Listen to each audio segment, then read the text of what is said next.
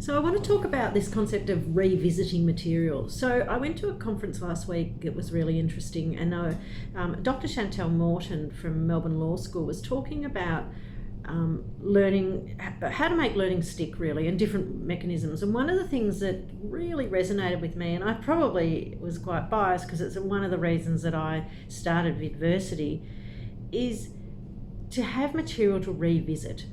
So it's all very well to go to a great conference, listen to this great speaker, but what happens if you want to see that material again, or you need to dive into parts of it and revisit it?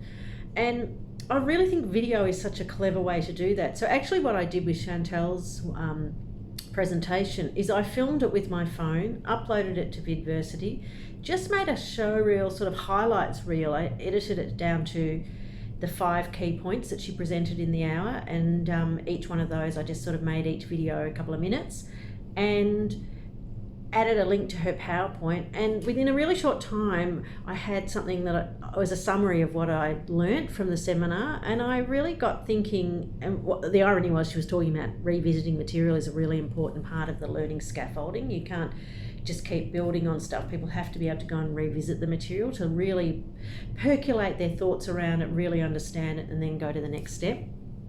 So I just want to share that I thought that was a really great thing to do. For me, I thought, as someone who attended that conference, now I've got a summary of sort of the key points she made.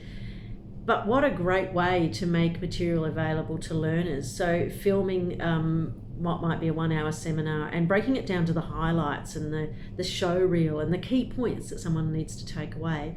And they can revisit that when they're actually needing the material, rather than just, because one of the things you find at a conference, you come away really invigorated and excited, but what do you remember about it? So, and there's lots of material around the forgetting curve and lots of that kind of thing, but I just thought a resource that's made that's really authentic. It's more than a handout that we feel excited when we get a handout, but I find we don't often revisit it.